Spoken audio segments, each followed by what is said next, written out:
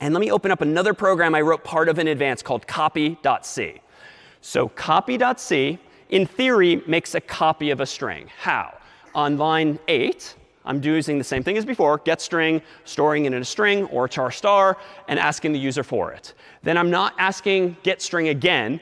I'm just making a copy, super simply, with line 10 here, string t equals s. Now, intuitively, I think that's how I would copy a variable, right? That's how we've copied variables every week thus far in C. But something's going to go wrong.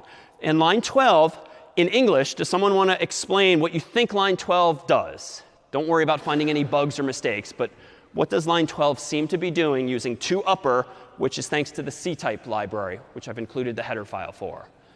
Yeah. Yeah, right? It's kind of like ugly syntax, but this would seem to be capitalizing the first letter of T specifically and just changing it. So we have T bracket 0 here because we want to save the change, and we're passing to toUpper the first character here. So this is how we did uppercase in the past. And now I print out S and T respectively using %s. So this feels like it should work. I copied S and stored it in T on line 10, and then I change T and only T on line 12. But you can perhaps, if you're comfy thus far, see where this is going if I do make copy, /copy, and let me type in lowercase hi, exclamation point this time, just once. So I'm going to hit enter, and watch what we see for the value of s and t. The new value of s and t at the end of my program seems to be what?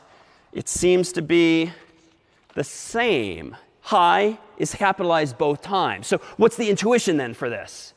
Why did this just happen? Yeah, and back.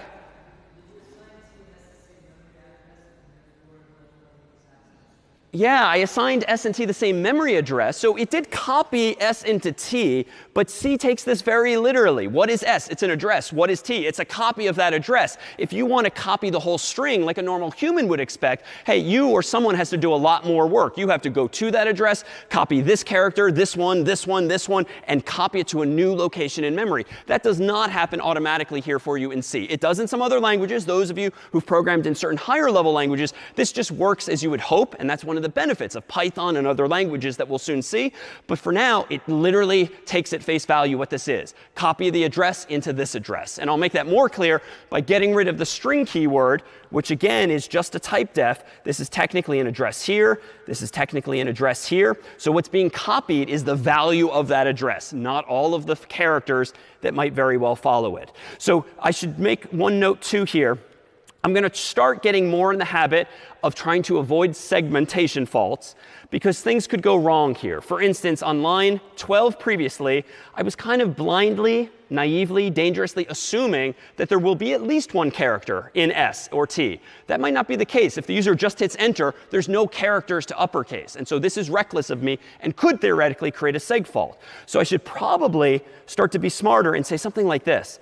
If the length of T is greater than 0, OK, now it's safe to actually capitalize the first letter. And that will decrease the probability now of those segmentation faults by just not making any assumptions about what the human does. Almost always, your programs will crash when you've made a mistake, yes, but the user gives you an input that you yourself did not expect. So what does this all look like in memory? Well, let's go back to the big grid. This time focusing on the copying of values. And let's do this. Here's S, as in this new program, just declared to be a char star. Here is where my lowercase hi maybe ended up in the computer's memory. That's probably at 0x123, 124, 125, whatever, something like that. And that's, of course, what ends up in S as a value. When I declare T, I do get a second variable called T, just like before. But when I copy S into T, what happens? It's really just literally 0x123. Whatever the value of s is now also the value of t. And so if we abstract this away at a high level, get rid of all of those extra squares, this is what s and t now are. They're indeed copies, but copies of each other, not copies of the underlying characters. And so if you follow those arrows and try to print them both out after capitalizing one or the other, you're going to unfortunately end up capitalizing not just one of them, s, but both of them. S and T, because literally it's the same address. Any questions then on this visualization? Yeah. Good question. Is this pass by reference? We have not seen in detail an example like that. Right now, you're copying by value. But references will come into play. And remind me in a bit if I haven't used that term yet. But this is just copying things by, could have ended poorly, value. Other questions? No? All right, so with this in mind, like how do we actually copy things properly? For this, we actually need another building block. So today we give you two functions, one of which is called malloc, one of which is called free. And these are used all of the time by like every piece of software you and I use on our Macs, PCs, and phones, whether it's written in C or some equivalent other language. Malloc is for memory allocation. It's a function that you can use to ask the operating system, Mac OS, Linux, Windows, anything, for some number of bytes. 1 byte, 100 bytes, a gigabyte of memory. You can ask malloc for however much memory you want in advance. It will return to you the address of the first byte of memory that it found free for you. Unlike a string, it is not null terminated. And so the danger with malloc is that it's on the honor system. If you ask it for 1 byte or 10 bytes, you, the programmer, in like a variable, have to remember how many bytes you requested, 1 or 10 or the like. Strings do that for you, not when we're getting now to this low level. Malloc's just going to give you some memory, and it's up to you to manage it.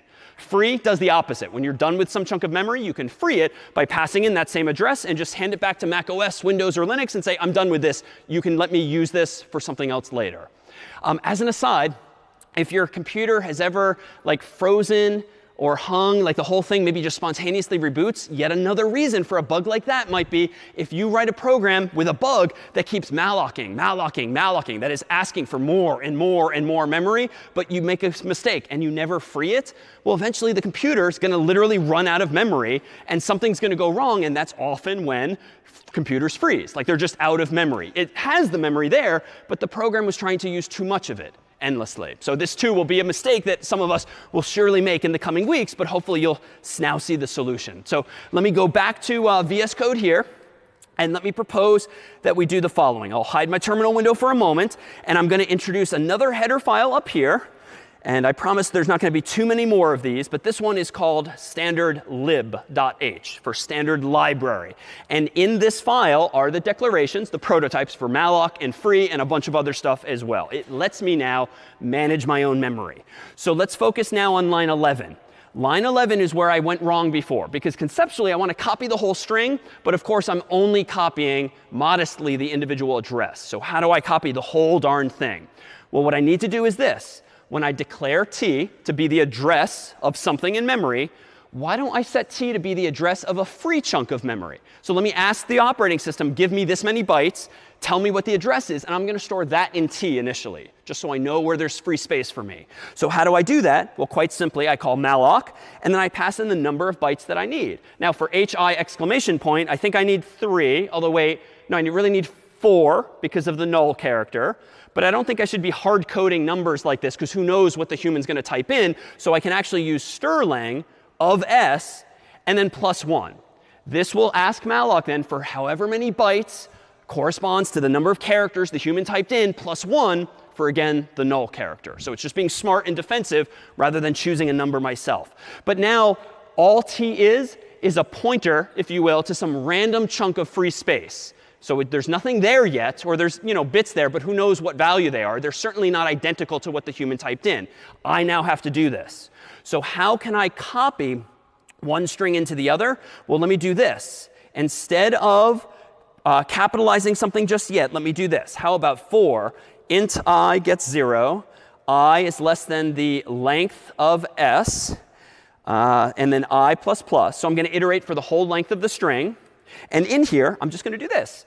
The ith character in t should be identical to the ith character in s. So I'm just literally copying from right to left each and every character in s. And I can trust that there's enough memory in ty because I asked for that many bytes +1. Now, there's technically a bug here. I actually should probably do this. I should do +1 here. Or, if you prefer, I should do less than or equal to the strling. But I think it's a little clearer to do the +1. Why do I, for the first time, want to go just beyond the boundary of s and copy one more byte? Yeah, I need the null character. Like, I could technically manually add it with some additional line of code, but I might as well just copy it because \0 is \0. So this time, and probably only this time, it's reasonable and correct to go just beyond the boundary of your string. So you copy the null terminating character so that the computer also knows where t ends. And now I think what I can do a little more safely is this. Let me go down here and say t bracket 0 equals 2 upper of t bracket 0. So same line of code as before. If I actually want to be really safe, I should probably do this. So if the strlen of t is greater than 0, so there's at least 1 byte there, OK, now it's safe to blindly capitalize the first character. And I think that now puts me in better shape. So let me try this now. Let me open up my terminal, make copy, /copy. I'm going to type in hi exclamation point in all lowercase, crossing my fingers this time. And now if I zoom in, it indeed capitalized only t and not s in this case. So pictorially, let me switch over here. Here is, as before, the variable s pointing at hi in all lowercase. When I call malloc, though, that gives me a chunk of memory that I'm going to store the address in t of. So if t is some other variable, as it is in my code, and there's some other available chunk of memory, I don't know where it is, but let's assume, as always, it's at 0x456, 457, 458, 459, so 4 bytes total. What is now happening? Well, t is defined as pointing to that, because that's what malloc gives us, the address of the first byte of the free memory. And now with my for loop, I'm just iterating over it, copying the h, then the I, then the exclamation point, and then for good measure, the \0 instead. Questions then on this process here? Yeah, and back.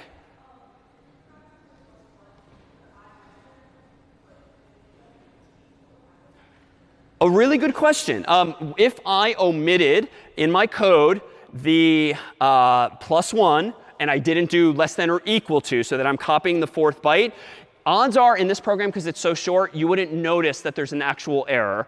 But what could happen is, when I call printf on t, if there's no null byte there, it might print h, I, exclamation point, some random value, some random value, some random value, some random value, until it gets lucky and there happens to be a 0 byte, a null byte by chance, for instance. So if you don't include the \0 some way, that's going to happen. And I say some way, I could even do this. I could technically just copy the length of the string s, and at the very bottom here, I could do something like t bracket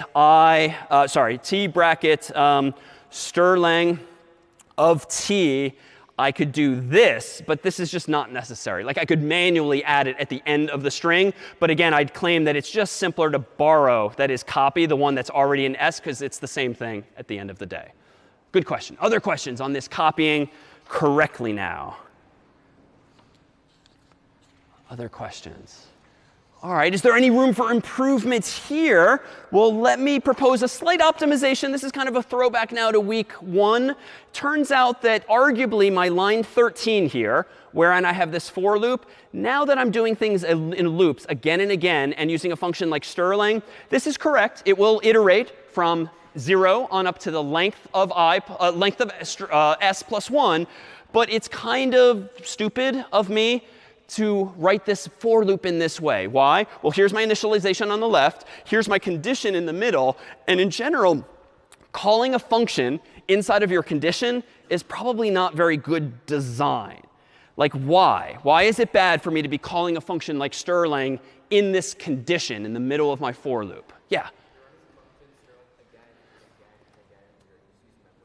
Yeah, you're just calling it again and again for no reason. Like, the length of s never changes. So, like, why are you wasting everyone's time by calling strlen of s again, again, again, again, just to check this inequality, whether I is less than that value? So it turns out, if you haven't discovered this already, there's a slight optimization we can do here that has nothing to do fundamentally with strings or pointers, just with better design. I can actually define 2 variables at once. I could do this. Let me remove this whole condition. And let me add a comma after I equals 0, set n, or any variable, equal to the strlen of s plus 1, and then after the semicolon, just ask the question while I is less than n. So it's almost the same, but notice now my condition in the very middle of this loop is at least comparing two static values. N never changes. Sorry, one static value. N never changes. All that changes is I. But I'm not foolishly calling Sterling, Sterling, Sterling again and again. Why? Well, how does Sterling work? Similar in spirit to printf, Sterling, given the name of a string, looks at the first character and then starts looking through the entire string looking for the null character. And we saw this in week 2, counting up how many characters are there. So it's just a waste of time again and again. Do you have to find n like all the way at the top so that way you use n again? Totally. If you wanted to use n multiple times, you could absolutely take it out of the for loop, put it right after s is defined, and reuse n and again. Absolutely. But in general, consider this when designing your for loops. Even though modern compilers like Clang can actually fix this problem, this inefficiency for you, good practice would be don't call functions unnecessarily, especially if the answer is always going to be the same. All right, so what else should I perhaps refine here? Well, how about I do one last thing and just comment on what exactly could go wrong here? Well, a couple of things. Well, actually, this is just silly too. Like, surely someone before me in the world has had to copy a string before. Surely there's a function like called strcopy, maybe, like strcompare, like strling. And indeed there is. So let me propose that we actually get rid of this whole for loop, and we actually just call a function called strcopy, no O, just strcpy, and pass in the destination, which is t first, and then the source that you want to copy into the destination, and that takes the place entirely of that whole loop. So again, I demonstrated the loop first just to be very pedantic about it, but that's wasting time. You're wasting time writing lines of code you don't need to. Strcopy is what you can use here instead. And so this has now always existed. And what more can I do? Well, as one final point, it turns out that there's actually things that can go wrong in this code, even besides the string being too short. Like if the human just hits enter and there are no characters, I don't want to blindly capitalize the first character that doesn't exist. That's why I added that if condition. But there's other things that can go wrong, and we introduced those to you today. It turns out that functions like getString and functions like malloc return potentially a special value. And wonderfully confusingly, it's also called null, but with two L's. All right, so left hand and right hand weren't talking so well like decades ago. NUL is a \0. It's a single character, as it always has been for a couple of weeks now. NULL is technically a pointer. It's an address, but it's address 0. It's like the top left-hand corner, if you will, of your computer's memory that just nothing is ever supposed to go in by convention. So null is a synonym for 0, but it's specifically an address. Now, why is this useful? Well, suppose that in my code here, something goes wrong with getString. Suppose you're being a little crazy and you type in way too long of a string. It's not just hi, but it's like an entire essay of text, and there's not enough memory in the computer. How does getString signal to the programmer, whoa, like that's way too big of a string. I can't fit it in memory. Well, we never told you this, but all of this time, it turns out that getString will return this special value called null if something goes wrong. So to be really careful now, you should do something like this. If s equals literally null, then you better exit the program entirely and return like 1 or 2 or 3 to signify that something went wrong. Don't go any further. Similarly with malloc. It's possible if you ask for way too much memory, that could fail, especially if you're asking now for double the memory after the human types something in. So if t equals null, then you know what? Let's also return 1 or some other value to just get out before something crashes or freezes on the human as well. So honestly, I tend not to do this always in class because the code just gets so bloated and complicated. But you absolutely, in practice, need to start doing this. Otherwise, you will be responsible for the freezes and the crashes and the reboots that users in the real world might actually encounter otherwise. Of course, if we get to the bottom of this program now, I should probably return 0 explicitly or implicitly to just signify that everything is successful. But there's one other thing I haven't done. We introduced malloc, but what did I claim also existed? So free. I'm also being a little reckless now. Here I am not practicing what I'm preaching. I'm asking the computer for memory via getString. I'm asking the computer for more memory via malloc, and I'm never technically handing it back. So really what I should be doing at the very bottom of my program too is freeing the memory I've asked for. So henceforth, it is a rule, a law, if you will, in C. Whenever you allocate memory with malloc, or certain other functions as well, you, the programmer, must free it when you're all done with it. Now, this is a bit of an overstatement because technically when programs quit, they'll free the memory automatically. So you're not going to break someone's Mac or PC because you necessarily have this bug. But for programs that are running all the time, like someone keeps a Chrome, their browser open, Microsoft Word or the like, bad things will happen if over time you never call free and the program keeps running. So always get into this habit here. You do not need to free memory that comes from getString because the CS50 library automatically frees it for you. But you, anytime you use malloc henceforth, as you did or I did here, you must free that by just passing in the same address you got back. Questions now on malloc and free? Questions? Yeah?